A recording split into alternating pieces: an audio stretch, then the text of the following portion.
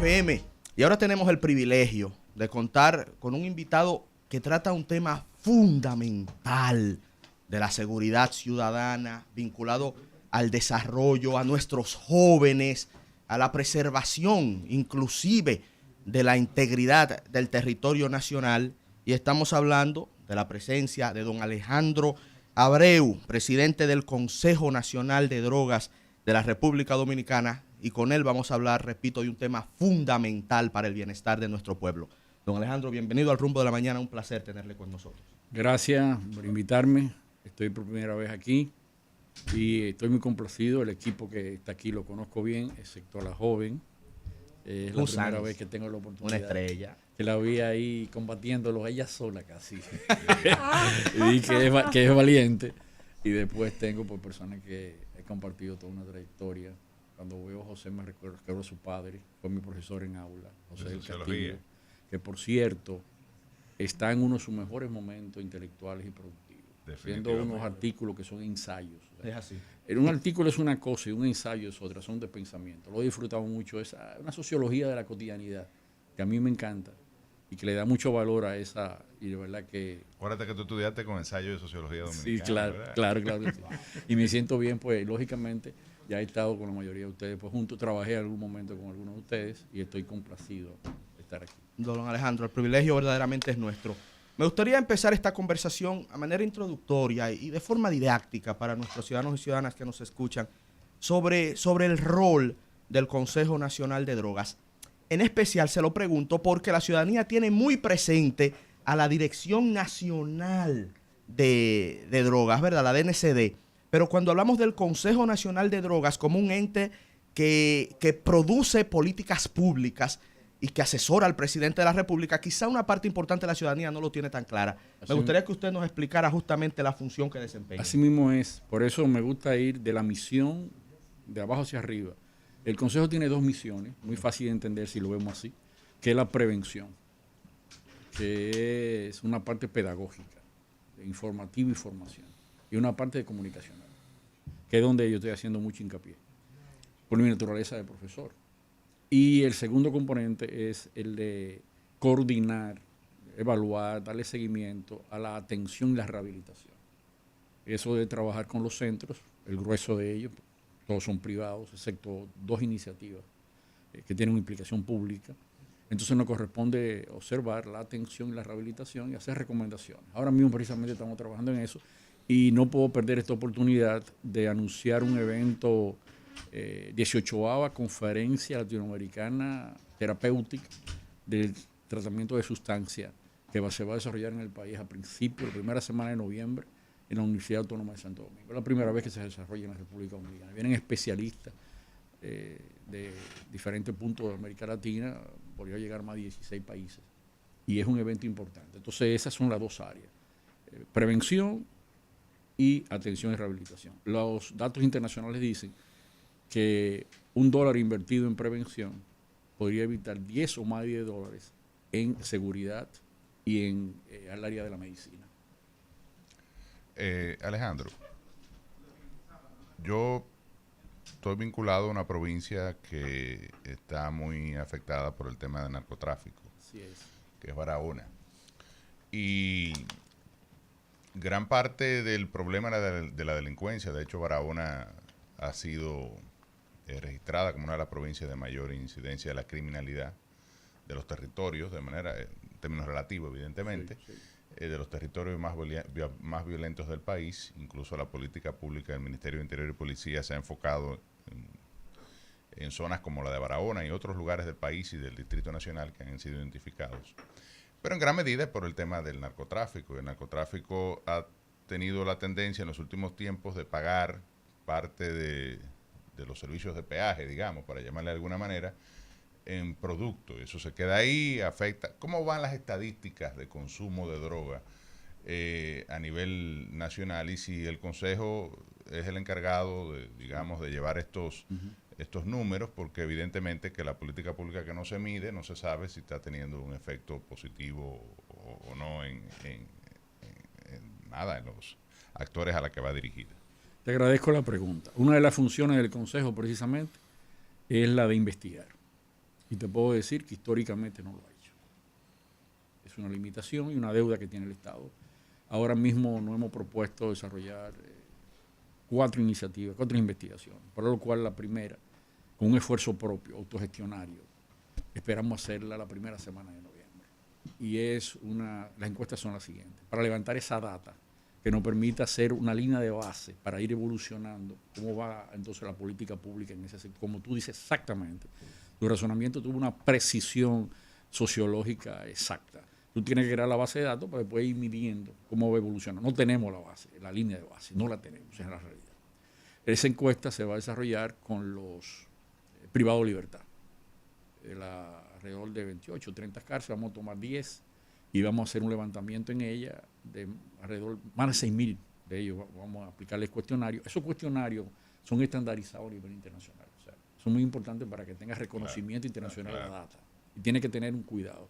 Tenemos la asesoría del organismo de la OEA especializado en el tema de drogas, que históricamente ha trabajado con el Consejo, y los técnicos que tengo allá, que es lo mejor del Consejo, o sea, que tiene ahí 15, 20 y 30 años, y conocen son especialistas en el área. Entonces, con ellos y entrenando un personal, que ahora mismo lo estamos haciendo, esperamos hacer esa primera investigación en el terreno. ¿Cuáles quedan pendientes? Que debemos desarrollar, ojalá felizmente, y estamos trabajando para ello el año que viene, una encuesta nacional de consumo. Nunca se ha hecho en la sociedad dominicana. Nunca se ha hecho una encuesta nacional de consumo.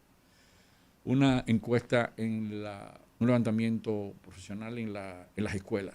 Estamos haciendo inferencia. Alguna gente dice, todas las escuelas, eso es falso. O sea, la mayoría de las escuelas de aquí tienen una situación de sanidad y de seguridad. Pero tenemos que llegar a un dato, no podemos seguir adivinando. Y tercero, una encuesta a nivel universitario. O sea, estudiante de base, estudiante universitario, tiene que ser diferente, y una encuesta nacional de consumo, y la encuesta esta especializada. ¿Por qué las cárceles? Porque las cárceles se han convertido en un mecanismo reproductor, una cultura de consumo, y tenemos que medir si es cierto aquel dato inferido, digamos, interpretación, de que en la cárcel el consumo se hace un poquito mayor que en la propia sociedad. Entonces, en vez de convertirse en centros para sanar, se convierte en un centro reproductor de situaciones de violencia y de consumo y ese tipo de cosas. Por eso esa pregunta, si me hubiesen dicho, ¿qué pregunta quiere que te haga? Hubiese dicho que me hicieran esa. Y la que me preguntaste tú con relación a la misión. ¿Y cómo ustedes manejan entonces la Oficina de Naciones Unidas que tiene que ver con narcotráfico y el delito transnacional, hace unos informes? Digo, pues un informe anual y otros regionales incluso. Sí, regionales. No hay, te puedo dar datos de eso. Yo he visto el documento y no hay información, digamos, detallada, por ejemplo, de la República Dominicana. Te puedo dar. Entonces, no hay alguna parámetro, no hay data. Parámetro. Mira, data producida por nosotros o por un organismo de internacional manera o de embajada con americana, alguna objetividad, francamente no la tenemos. Sí. Ahora te puedo inferir algunos datos y datos nacionales que tienen referencia aquí. El consumo mundial en el último informe de droga de las Naciones Unidas es 6%. 6% es el consumo a nivel promedio. O sea, 6% de la población consume algún tipo de sustancia nivel controlada. Por país. Ahora, eso va del 16-17, caminando hacia 20 en los Estados Unidos, que es el país más consumidor del mundo. Cosa curiosa esa, el país más consumidor del mundo. Y los países que menos consumo tienen andan alrededor de un 3-4%. Entonces yo entiendo que República Dominicana anda en el promedio. Okay. Yo entiendo que podríamos estar a 6, 7 u 8. Claro, es una interpretación, una inferencia. Es un referente simplemente que yo tomo como criterio. Ahora, para eso necesitamos las investigaciones para poder establecer ese criterio. Ahora, necesitamos una inversión económica que nunca hemos hecho con relación, porque esas investigaciones, para tener todos los rigores técnicos que requieren, hay que hacer alguna inversión. Claro. Entonces hay que especializar unos fondos para eso y eso es lo que no hemos hecho. Alejandro, en el mundo ahora vive una lucha contra las drogas y eso se manifiesta en las medidas que recientemente ha tomado el presidente Donald Trump de militarizar el sur del Caribe, su discurso ante las Naciones Unidas, donde planteó que el año pasado 300.000 jóvenes perdieron la vida víctimas de las drogas en los Estados Unidos. Y a mí me gustaría saber si estas nuevas tendencias se están viendo en la República Dominicana o están muy lejos de la República Dominicana con relación, por ejemplo, al fentanilo.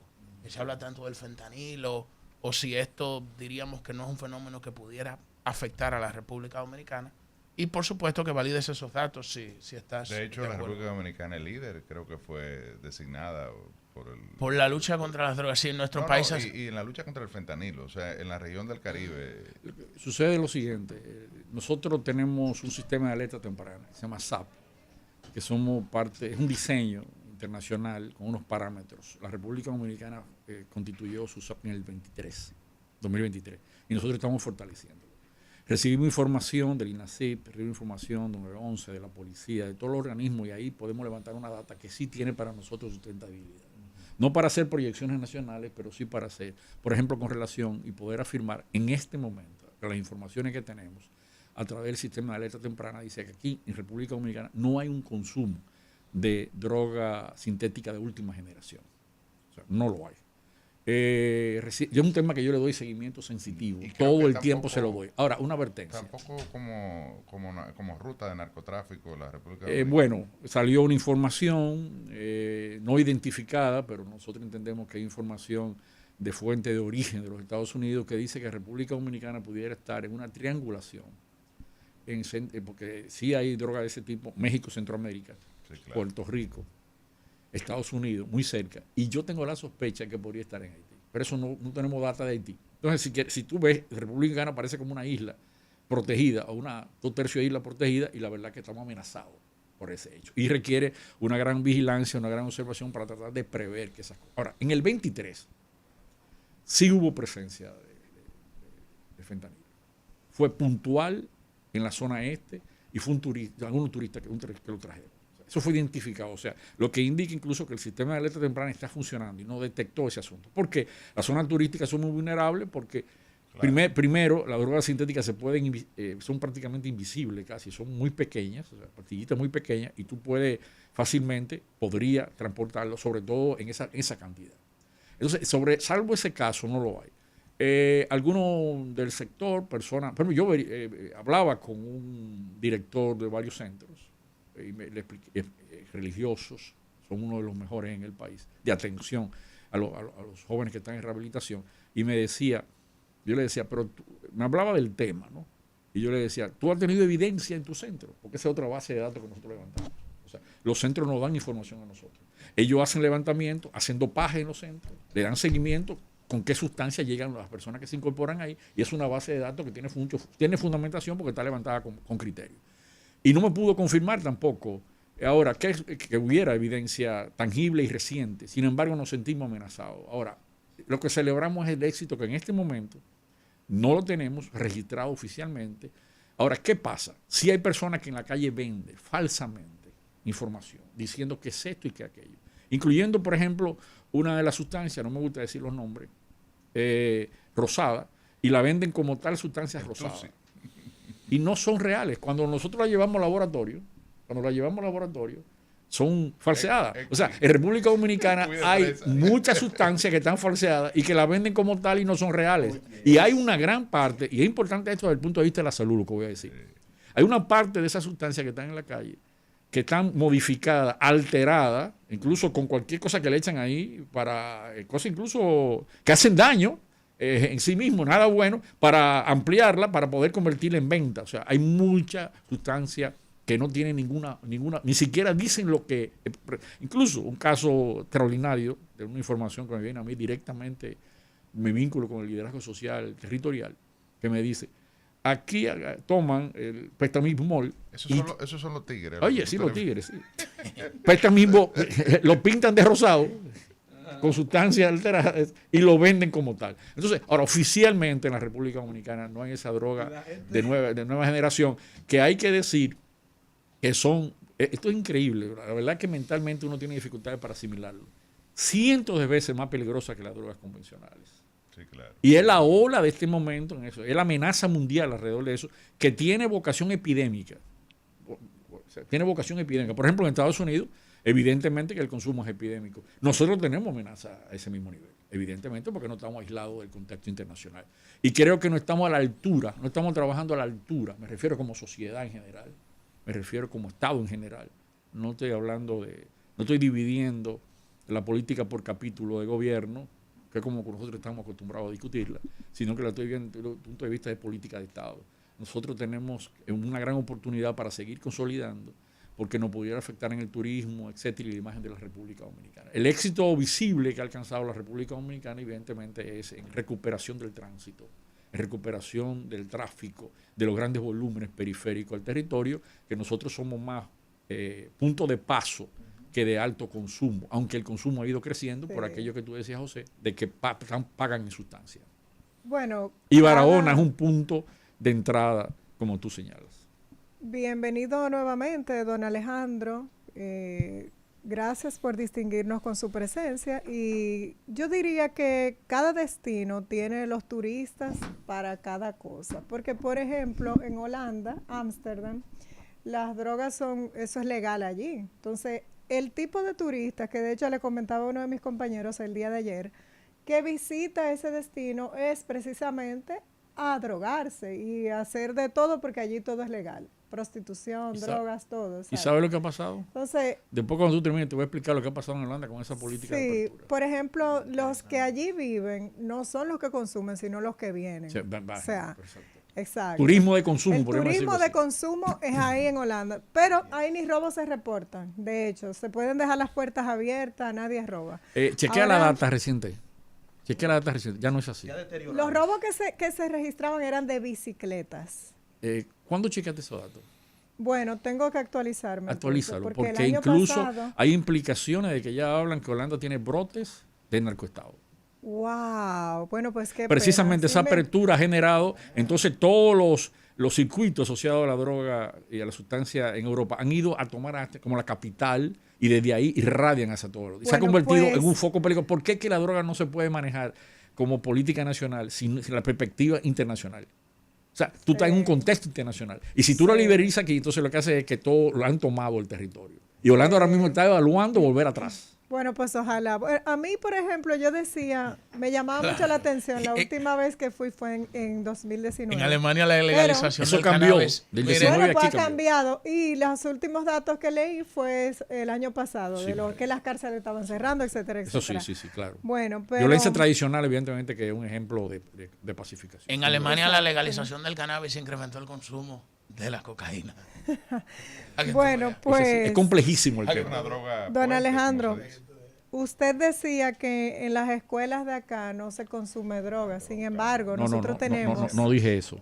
Dije en la mayoría no hay fenómeno de consumo relevante. Puede aparecer un caso y otro, claro que sí. ¿no? Sobre todo marihuana. Yo tengo dos preguntas. Una es, ¿cómo ustedes hacen los levantamientos para saber en cuáles escuelas se están consumiendo, en cuáles no? Esa es una. La otra es, ¿cuáles programas de información, prevención y capacitación ustedes imparten para aquellos jóvenes para que no caigan en las drogas? Sí. Volviendo al punto original, para poder establecer una data con validez técnica, científica, tenemos que hacer la encuesta. Y eso no lo tenemos. Ahora, ¿cómo manejamos los datos que me permiten hacer la apreciación que yo digo? Por lo siguiente. Nosotros trabajamos con los orientadores y psicólogos de las escuelas. Trabajamos con la dirección del departamento encargado de eso en el Ministerio de Educación. Y ellos tienen más de 6.000 en el territorio. Entonces nosotros recibimos informaciones de ellos. Y las informaciones que nos dan es lo que nos permite, es una información en vivo, me refiero, de ese personal que está en el territorio, que tiene que velar por esa situación en los territorios. De hecho, nosotros acabamos de presentar ahora, recientemente, hace 2 meses, un protocolo de atención de los estudiantes que presentan alguna conducta que puede estar asociada a sustancias. O sea, ¿qué hacer ellos en cada escuela? Ese protocolo lo pusimos en marcha recientemente, lo estamos implementando por primera vez en este año escolar y explica, fue hecho conjuntamente por la Dirección de Orientación y Psicología del Ministerio de Educación y el Consejo Nacional de Drogas. Nosotros diseñamos ese protocolo para ver cómo reaccionamos. ¿Ustedes trabajan con los colegios privados? Sí, cómo no. Por cierto. Porque el caso de Santiago, trabajamos que entre este tema aquí. Sí, cómo no. No, tengo la información de que esos jóvenes estaban consumiendo estupefacientes. Lamentablemente, el accidente donde perdieron la vida 2. Sí. Que hay un caso en ese colegio. Claro, no podemos discriminar. Trabajamos con los colegios privados. Incluso una de las actividades más bonitas que yo he estado fue una que reunimos estudiantes de escuela y estudiantes de escuela privada, de colegio privado. Fue una de las más lindas que hemos hecho. Hicimos una graduación, nosotros lo certificamos según lo vamos entrenando. Entonces, repito, esa información por vía de los orientadores y los psicólogos es una información de valor. Ellos tienen incluso una oficina donde surgen todos los datos de conflictos que se presentan en las escuelas y de problemas de sustancias, van a esa oficina. Y en esa oficina la información, yo tengo acceso directo a esa oficina interna. Son datos incluso que no salen a la luz pública, porque el tema de sustancia, pero es uno de los temas más complejos de la humanidad en este momento. Y además, hay un problema con la data. Una gente no quiere, dice que es mejor no dar la data. Yo no soy de esa escuela por mi vocación de investigador y sociológica. Yo entiendo que la data es importantísima. Ahora, entonces, estamos trabajando para establecer. Ahora, la información que recibimos de las escuelas, y me permite afirmar lo que estoy diciendo, salvo casos aislados como que en una mochila entre una sustancia, sí, puede suceder, salvo el caso, y la amenaza mayor es con los váperos. Y resulta un caso muy curioso. En Estados Unidos las muertes son fundamentalmente provocadas, que para mí, repito, es de carácter epidémico, por las sustancias más peligrosas. Aquí las muertes principales por consumo son de vapor. Esos son los últimos datos del año 2025, de este año. El vapor es el que más está afectando a los jóvenes porque hay una situación que no acaban de entender la sociedad. La sociedad no tiene información. El consumo de nicotina vía el cigarrillo convencional tiene un efecto en la salud. El consumo de nicotina vía el estímulo y la química y el proceso, la forma de procesarlo con los distintos variantes de vapor. No hay un solo vapor. Yo tuve que hacerme especialista en eso. Hay 3 variantes. Una con más daños que otra. Algunas tienen sustancia electrónica, otras no. Y hay una que eleva más el efecto, que genera más efecto. Y ahí se multiplica entonces la nicotina por 100. Cuando tú le das por 100 cigarrillos, cuando tú le das una sola tomada. Entonces, el vapor es sumamente peligroso porque ataca los pulmones. Entonces, pulmones de niños, de adolescentes, jóvenes, son muy vulnerables. ¿A partir de qué edad se están consumiendo vapor? Ese es un dato importante. Nosotros trabajamos en el Consejo con los programas que no he terminado de explicar. Por tanto, pregunta ahí me dice, con los programas de trabajo. Nosotros, los informes internacionales nos decían, primero empezamos con 11 años, 12 años. ¿Sabe por cuál vamos ahora? La recomendación internacional. A 6 años. No. ¿Qué? Te voy a explicar por qué. Te voy a explicar por qué. Porque los padres ahora, los tíos, los vecinos consumen, involucran a los niños temprano. Hay un caso dramático que a mí me llegó, por ejemplo, le preguntan al niño, gente en el territorio, otra fuente de datos para nosotros es la Dirección Nacional de Control de Drogas, que maneja datos y consume. Y ahí procesamos qué es lo que estamos obteniendo en cada uno de lo que se captura. Y el niño está llevando una sustancia de un sitio a otro, ¿verdad? Y le preguntan, la persona que se da cuenta, ¿qué tú llevas ahí, niño? Y el niño le dice, medicina. Mi papá reparte medicina. O sea, los padres le dicen irresponsablemente al niño que él vende medicina y el niño lo asocia a medicina. Wow. Una de las cosas más graves es que la cultura del consumo se está convirtiendo en algo normal, en lo que medios de comunicación, sobre todo no medios formales como esto, ¿no? No los medios tradicionales de este tipo, imposible, aquí no. Pero medios en las redes normalizan el consumo como si fuera un simple juego. Sí. No es un juego, son altamente peligrosos para la salud. Consumen ahí mismo, en el aire. Sí, claro, en el aire, y consumen mismo. Te explicaba lo de Holanda y lo de Amsterdam, que me gustaría que todos, y es muy curioso, todos los que están aquí tienen vocación de investigación y de buscar data, busquemos lo que está pasando en Amsterdam recientemente, busquémoslo de este año, de los últimos años, para que veamos. Están evaluando volver atrás. Están evaluando volver atrás, porque a la apertura lo atrajo. Por ejemplo, si y vuelvo el video con el tema geopolítico, tenemos que enfocar el tema de sustancia desde el punto de vista de salud. Ese es el uno, salud. Claro. Y salud mental. Yo acabo de hacer una declaración como consejo ahora en el Día de la Salud Mental, que fue el día 10 pasado. Sí, y digo, el tema de consumo de sustancias es un tema de salud mental. La sociedad no lo entiende, los especialistas no lo entienden, los comunicadores no lo entienden, la sociedad no lo entiende. Es un problema de salud mental. Lo que te lleva a consumir es un problema de la conducta psicoemocional, una inestabilidad, un dolor existencial, buscar una salida por consumo. Entonces, tenemos que tratarlo como tal y saben que tenemos pendiente que el Estado invierta los recursos, plantee la infraestructura que tiene que poner para poder enfrentar. ¿En las drogas esa usted situación. incluye al alcohol o la excluye? Sí lo es, simplemente claro que lo es. Lo que pasa es que es legal. Entonces no entra dentro del campo del consejo. Nosotros trabajamos con otro tipo, no entra en el campo de nosotros. Ahora, recuerden algo interesante, tu pregunta puntual. Sí. Todo consumo excesivo es dañino para el cuerpo. Tú puedes tener seguro hasta la comida. La clave está en el consumo. El tema es el consumo. O sea, la sustancia en sí mismo, sobre todo, por ejemplo, ¿con qué sustancia no se puede jugar? Ni probar. La que viene de laboratorio sintética, tipo fentanilo variante. Eso no se puede probar. Eso no hay que ensayarlo. Eso no hay que tomarlo. Eso hay que mantenerlo. Por cierto, los jóvenes hay que decirles, no consuman nada que usted no identifique qué es. Tenga cuidado, cuando nosotros recibimos catálogos de cómo le están empacando, es una cosa impresionante. Parecen chiclecitos, mentitas, adornaditos, con estrella, con adorno, lindísimo. Y lo hacen de todos los colores. Bueno, pero la marihuana la están convirtiendo en gomita, en cosas. Un tanto interesante con relación cuando él decía... Sí, los gummy bears. Cuando él decía... Yo le voy a hacer un cuento a ustedes. Cuando él decía que legalizaban esa sustancia y por ahí se van, y entonces miren lo que sucede, por ejemplo, la potencia en miren los lo efectos, que sucede en Estados Unidos. Miren lo que José, sucede en Estados yo le voy a Unidos hacer un cuento y sucede en a Amsterdam, ustedes. en Holanda también.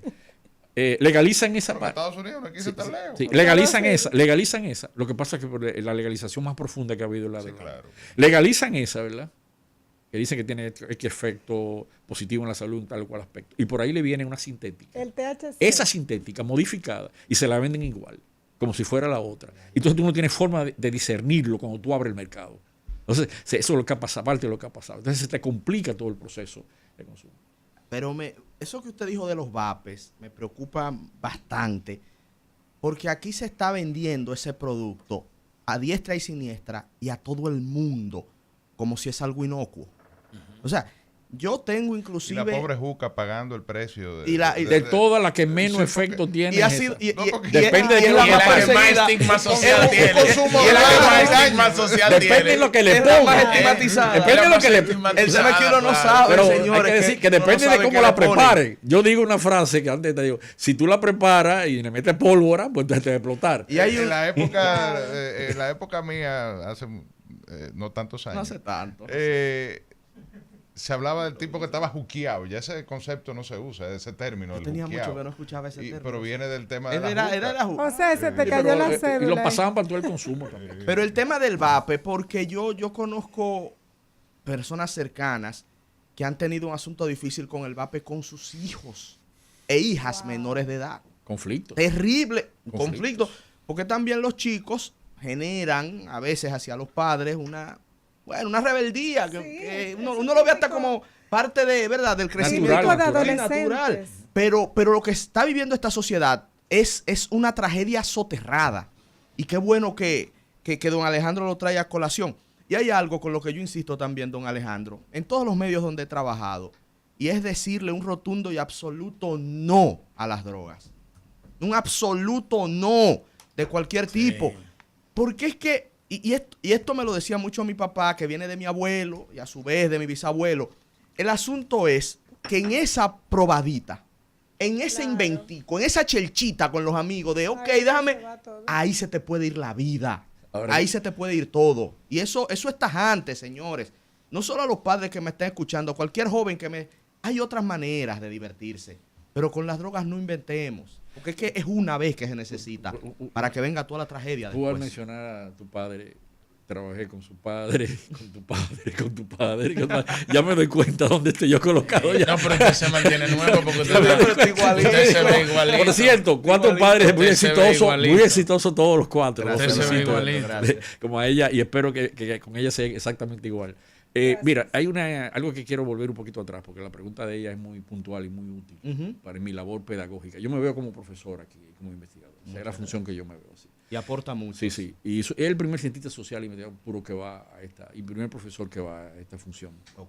Claro, hubo profesores como Aristi, que fue un distinguido presidente, que hoy día es miembro del Tribunal Constitucional. Claro. Sí, Sí, no, Aristi. pero ahora yo de tiempo más permanente, digamos, de trayectoria. Sí, Ok, sí. ok. Sí, uno de los presidentes muy distinguidos ha habido en el pasado, el señor Lucho Castillo y otros más con una gran trayectoria. Los programas que desarrollamos. Ujú. Sí. Tenemos un programa que es uno de mis preferidos, que tiene que ver con deporte, porque además hace una cosa muy valiosa. Atención los deportistas, pónganse en contacto con nosotros. Nosotros entrenamos en el tema de sustancia a los coaches, a los propios entrenadores. Sí, a los coaches. Eso es muy importante para nosotros. Y vamos con los mismos, y hacemos además unos juegos recreativos, o sea, unos deportes no competitivos, que a mí me encanta y que han formado una metodología de trabajo, por cierto, muy valiosa. Tenemos un programa para trabajar con la familia, que es un eje central. Escuela, familia y liderazgo social comunitario son nuestros 3 ejes del modelo que estamos implementando. O sea, la escuela, la familia y el entorno del liderazgo social comunitario, la junta de vecinos, etc. Tenemos un programa especializado para las escuelas. Ahí era que te comentaba una actividad preciosa que aplicamos el mismo programa en las escuelas y en el colegio simultáneo y los reunimos por una graduación juntos. Y ahí tú no diferenciabas cuál era el de la escuela pública y cuál era la escuela privada. La escuela pública han subido mucho su nivel, la sociedad no se da cuenta. Hay una propensión a resaltar solamente lo negativo, una acumulación de trabajo de los últimos 10 años, 15 años, ha mejorado el sistema, aunque sean algunos indicadores. Yo soy de los que me fijo en lo que va.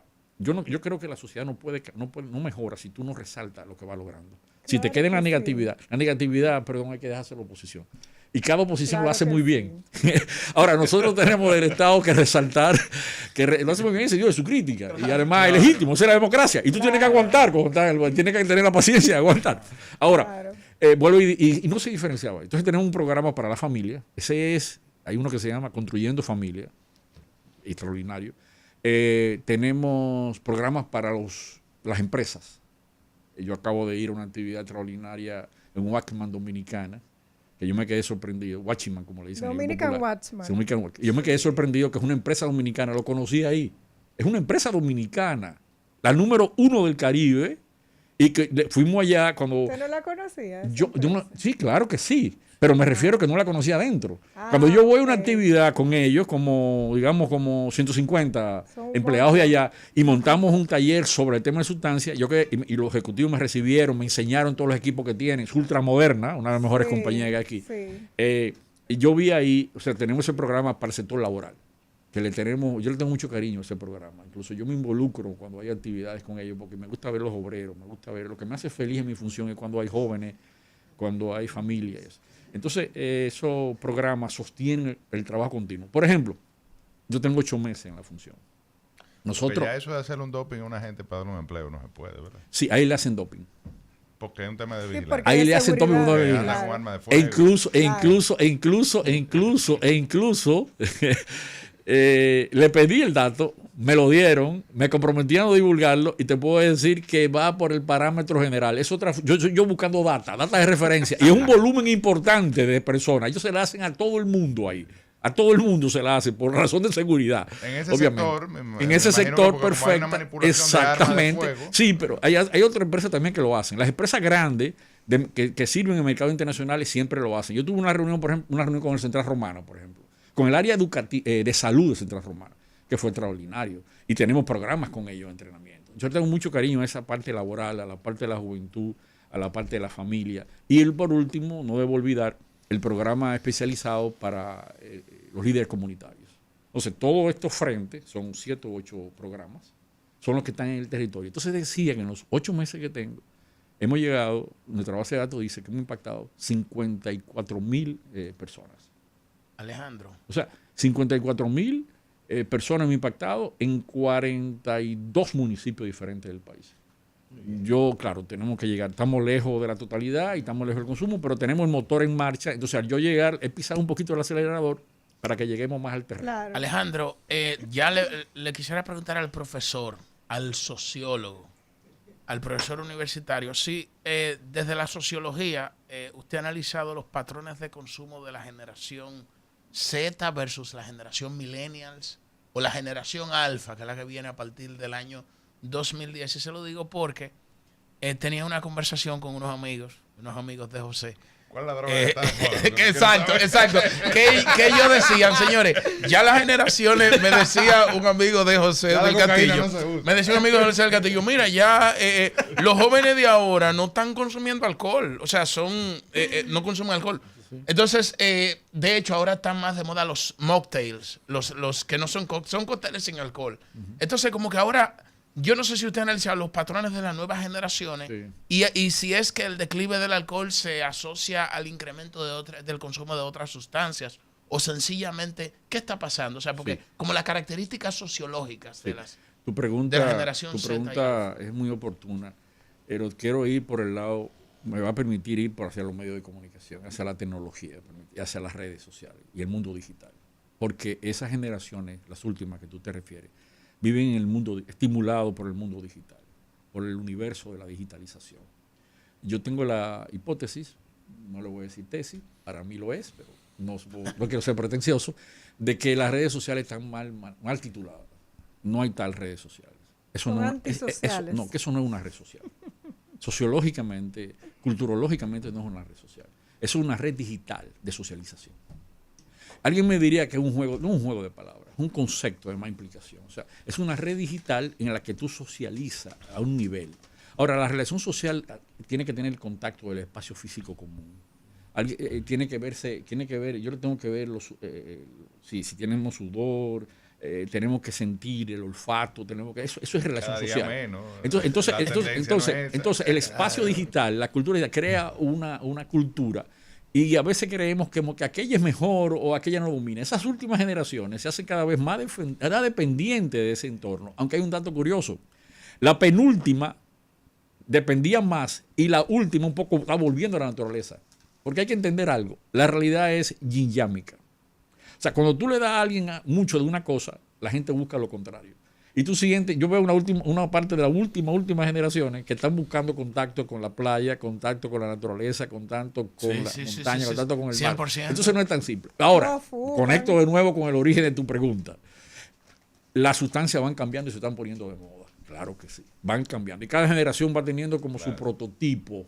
Hay algunas que permanecen, como aquella famosa que empieza con M, que es, digamos, con una como la que se reproduce, se mantiene. Aunque yo dije el dato que la están modificando, la están interfiriendo digitalmente, la están poniendo sintética y la están falseando. Ahora, entonces se va poniendo de moda y después, ¿qué tipo de droga hay en la República Dominicana que hay de laboratorio? Yo dije la de última generación. O sea, ahora, hay otras muchas que están hace muchos años, que son pastillas estimulantes. Éxtasis, que es el número, compite por ser el de más alto consumo en la población más joven. Me acuerdo cuando se pusieron de moda los raves. Y un dato curioso que involucra a la mujer. Las mujeres experimentan más al principio, especialmente con pastillas. Sin embargo, se salen y quedan los varones. Un dato interesante. O sea, las mujeres tienen alguna experimentación en los rangos de 14, 16, 17 años y incluso en ese momento tienen más propensión al uso de algunas pastillas estimulantes, la abandonan y los hombres regularmente se quedan en una proporción tal, al nivel tal, que el tema de sustancia a nivel mundial es un tema de hombres principalmente. Los hombres son las que la transportan, las que la fabrican, las que fundamentalmente la venden y las que la consumen. El circuito entonces es un fenómeno. Para entender entonces y estudiar a profundidad, tenemos que estudiar qué pasa con la psique de los hombres, como el fenómeno incluso de la violencia interpareja. Tenemos que analizar qué pasa con la psique de los hombres, que no se adapta a la emergencia de la mujer, al empoderamiento de la mujer y a los derechos que tiene la mujer hoy día. La mente de los hombres se queda atrasada. El alcohol funciona igual. El alcohol funciona exactamente con la misma lógica. Es el mayor consumidor de alcohol. Sí. Sí, y las mujeres que beben de inmediato dicen, esa es mala, bebe.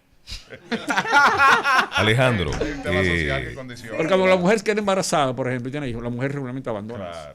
claro. Alejandro, saludarte y darte gracias por compartir toda esa experiencia. Tú sabes que esto que tú has dicho, esta realidad que tú has revelado, de ese vacío existencial, emocional, que lleva a los jóvenes a refugiarse en las drogas, sin, digamos, particularizar alguna, me lleva a preguntarme, ustedes como Consejo de Drogas, desde el punto de vista preventivo, porque la labor profiláctica la has descrito, la estás llevando a cabo, yo considero que se hace más que necesaria una alianza Consejo Nacional de Drogas, escuelas, familias y los maestros. Habidas cuentas de que el estudiante, el niño, la niña, pasa más tiempo, más horas semana, para ponerlo desde una perspectiva, en el salón de clase que hasta en su propia casa. Entonces, la detección temprana de esos signos que apunten a ese vacío emocional, detectarlo a tiempo. Ustedes han contemplado la posibilidad de un programa que desde mi punto de vista debería ser permanente, sí, claro, porque estos niños están recibiendo estímulos constantes del exterior, la televisión, las dichosas redes sociales.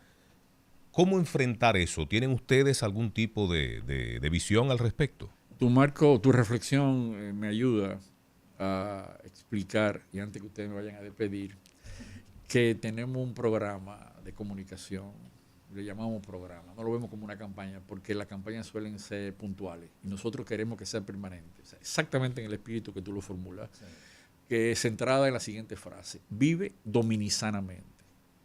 Vive dominicanamente. ¿Qué significa eso? Neurológicamente, yo digamos que tengo inquietudes de reflexión neurológica, porque creo que la psiquis, la enfermedad psicológica es la clave oculta para entender la modernidad. E incluso las redes incentivan, las redes digitales de interacción social, incentiva patología de comportamiento, porque nos desconecta de la naturaleza. O sea, cuando tú te desconectas de la naturaleza, cuando te desconectas de la familia, cuando te desconectas de los padres, cuando te desconectas de los amigos, cuando te desconectas de tu comunidad, tú eres más propenso al consumo. El consumo no es una enfermedad. Repito, es una enfermedad patológica, crónica, grave. Una adicción. ¿Por qué crónica? ¿Por qué crónica? Porque la adicción es crónica. Crónica significa que la mayoría que cae en un nivel de consumo tan alto, la recuperación es muy baja. Lo que sostiene la recuperación después que llegan a un grado. Por eso tenemos que entrar temprano. Mientras más temprano entramos, más posibilidades podemos evitarlo. Entonces, queremos envolver los actores con los cuales tenemos que hacer la alianza. Perdón, te faltó uno. Uno agregado. Claro. Y es los medios de comunicación. Sí. Los comunicadores. O sea, Cierto. ustedes juegan una labor fundamental. Por ejemplo, esta iniciativa de Vive Dominicanamente. ¿Por qué administramos el no? El no, porque neurológicamente, cuando tú afirmas el no, está diciendo sí en una parte de tu conciencia. O sea, tenemos la conciencia y el subconsciente. El subconsciente el subconsciente que dirige las redes sociales. Esa es mi hipótesis de trabajo. O sea, para mí las redes sociales digitales están conducidas por el subconsciente. Lo que yo leo es el subconsciente. Violencia, sexo, Usted tiene que tener un segmento alto consumo. Para mí el subconsciente, la violencia, la agresión y el dominio. El ego subconsciente, perdón que force el término, es el que se esfuerza y el que sale y el que predomina. ¿Y qué pasa? Y entonces, ¿qué pasa con las redes sociales? Redes sociales digitales. A mí me encantan mis redes. Ahora, ¿qué me dan mis redes? Libros, porque yo busco libros. ¿Qué me dan mis redes? Deporte, arte, porque yo busco eso. Ahora, el joven hay que explicarle que si lo que él busca el algoritmo, yo me sorprendo a nivel popular. Cuidado, a nivel popular, Alejandro, que en Instagram están apareciendo muchas cosas raras y lo uno que le tú dice a las ves. mujeres, no, muchacha, que eso no fui yo. no, pero oye, pero Hay que darle la lupita de tu no, pero espérate. Exacto. Cuando yo me voy a dormir, que hago mi último chequeo en redes digitales, veo que dice, Alejandro dice que te ama. Y yo, por cierto, con mi amada compañera, el corazón de mi vida, y yo digo, pero venga, yo no he escrito a nadie esa frase.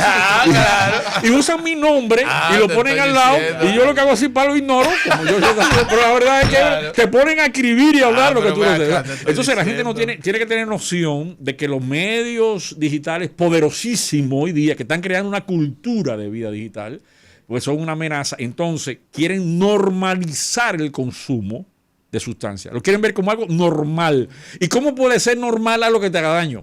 Claro. Porque es una forma, el consumidor extremo es una forma de suicidio. Es un suicidio extendido a través de la ayuda de sustancias. Entonces, cada vez que la parte más dura de este trabajo es cuando yo voy a un centro. Yo voy a los centros, a todos los centros voy. Y algunos me dicen, la primera vez que va un presidente a los centros. Yo voy a los centros, man. Yo voy a los centros religiosos, voy a los centros de Alcrea, a todos los centros voy. A los centros voy. ¿Y qué veo? Esos rostros que veo ahí. Dolorosísimos esos rostros. Ahora, que esos centros que estamos planteando su renovación. ¿En qué sentido? Esto te va a gustar mucho. En el sentido de que los centros tienen un modelo que se parecen a cárceles o se parecen a hospitales. No, los centros de rehabilitación no pueden ser cárceles ni hospitales. Los centros de rehabilitación tienen que tener arte adentro. No tienen arte casi. Tienen que tener medios de comunicación adentro moderno, con una producción para que ellos vean una cosa producida. Apenas tienen una televisioncita y la usan por algunas horas y ponen una película sin ningún criterio a veces. Tienen que tener huertos, contacto con el medio ambiente, tienen que tener paseos a la naturaleza, tienen que tener, deporte, apenas tienen un aro, que tú lo ves oxidado, que no lo usan, tienen una pesa, me he encontrado pesas oxidadas y veo que no la usan. Incluso hubo un caso, una en la que, bueno, no voy a decir eso. La verdad no hacen ejercicio, no danzan, no bailan. Entonces, la recuperación de la sustancia tiene que estar asociada a la alegría. O sea, hay que competir Con lo ¿en qué sustenta la sustancia? En que ven alegría, cógelo suave, happy, etcétera. Nosotros tenemos que hacer todo el proceso terapéutico exactamente con el mismo modelo. Diviértete sin consumo, baila sin consumo, enamórate sin consumo y ten las cosas naturales que son mucho más potentes, mucho más natural y en definitiva fortalece tu salud. Porque en el fondo, y estoy trabajando para eso y ayúdenme ustedes, los dos ejes de trabajo de nosotros son con el Ministerio de Educación y con el Ministerio de Salud. Pero falta el de deportes también. El deporte es el vehículo que nos populariza más rápido. Don Alejandro, ¿usted ha visitado algunos centros a nivel internacional de esos de rehabilitación? Yo tengo entendido que en Costa Rica hay muy buenos, porque aquí algunos hijos de personas adineradas, cuando caen en adicciones, los internan allí. Si usted nos pudiera decir. Estuve en Polonia, Varsovia, en mayo, en un encuentro que la República Dominicana asumió ahí la copresidencia mundial de un organismo que tiene representación europea y representación de América Latina. Por cierto, se concluye el año que viene, vamos a tener un encuentro, el encuentro de mayor dimensión en la historia del tema de consumo que ha habido en la República Dominicana para el año que viene. Aparte de los dos eventos de marzo, de noviembre, permítanme repetirlo en la parte final, que son el encuentro terapéutico de 18ª conferencia latinoamericana, que por primera vez se va a hacer aquí, y además vamos a tener un encuentro de observatorios nacionales de drogas de más de 25 países que esperamos tener, que va a ser también en noviembre. Y ahí en ese observatorio vamos a procesar la data y vamos a comparar la data que tenemos en diferentes países y vamos a aprender. De hecho, lo voy a invitar y voy a volver para informar sobre esos procesos. Entonces, ese evento en Polonia pude tener intercambio con personas que venían de los centros. Estoy invitado a un centro en Nueva York, que probablemente en la primera semana de ahora de diciembre estaré allá para conocerlo. Invitado por el consulado dominicano allá, el hermano Jesús de Chubas, que me invitó para que esté allá. De igual manera, tengo una invitación para Puerto Rico, para ver un centro. Y como tú dices, los mejores centros en América Latina, yo siempre pregunto por las buenas prácticas. Desde que yo llegué aquí, yo dije, ¿dónde están las buenas prácticas? Porque las buenas prácticas lo que hay que hacer es imitarlas. De hecho, el centro que tenga mejores prácticas, incluyendo centros privados, con los cuales me he reunido, como Fénix, por ejemplo, y que han desarrollado, que tiene vocación de colaborar con las políticas públicas. La gente ve el sector privado como si fuera una isla al margen. Yo tengo ese criterio. Ellos también tienen un papel social y vocación. Entonces, eso para evitar las buenas prácticas. Las mejores prácticas están en Costa Rica, en Colombia y en Chile. Las mejores prácticas en el caso de América Latina. Y en varios estados de Estados Unidos que hay experiencia modelo. ¿Qué pasa? Que hasta ahora no tenemos ninguna política pública en el mundo que haya irradiado y lo haya convertido en una política nacional. El retraso en política pública en este tema no es dominicano, es mundial. Vamos a ser honestos. El mundo entero y los gobiernos tenemos un retraso en este tema por no abordarlo con la profundidad que se debe y por tenerle miedo también. Lo primero es que tenemos que vencer el miedo. Con miedo no se hace política. Con miedo no se hace política. Yo en esta frase dije una frase que viene con la acalorada discusión que usted tenía cuando yo llegué. Yo le decía a unos colegas, el funcionario y el político que le tienen miedo a la confrontación y a la crítica, que deje ese funcionario y deje ese político, porque usted no va para eso. Muchísimas gracias, don Alejandro. La verdad que Ojalá que le escuche. que un honor, sí, ¿no? Y como dijo mi hermano Julio Alberto Martínez, si usted está en la disposición, nosotros felices de tener un segmento con usted. Permítame un pequeño anuncito político. Claro que sí. Adelante. Le aseguro que el presidente de la República, yo soy un funcionario del presidente. Su voluntad expresa, yo le dije hace un tiempo, presidente, quiero ayudarlo, quiero colaborar con usted, y él fue el que diseñó. Quiero que trabaje con juventud vulnerable en riesgo de violencia. La idea fue de él. Muy bien. Juventud vulnerable en riesgo de violencia. Y después me sorprendió con la posición para trabajar por contra la vulnerabilidad, y él tiene un compromiso interesante que todavía creemos que en estos 3 años se debe consolidar con la política de salud mental, que está involucrada la primera dama y está involucrada la vicepresidenta, y tenemos una oportunidad de consolidarla. Y creo que tenemos en mano, y la sociedad nos debe acompañar. No nos dejen solos los funcionarios. No nos dejen solos en que definitivamente apliquemos lo que dicen las leyes, lo que dicen las normas, lo que dice el diseño, pero no lo llevamos a cabo. No hay un sistema nacional de salud mental, ni hay un sistema nacional de prevención a este nivel. Estamos impulsándolo y trabajándolo. Muchas gracias, don Alejandro. Nosotros somos aliados de las gestiones, de las labores que usted está liderando, y evidentemente que considero, lo digo con total honestidad, todo gobierno tiene aciertos y don Alejandro es un acierto Así es. del gobierno del 100%. presidente Luis Abinader. Muchas gracias. Gracias a ustedes.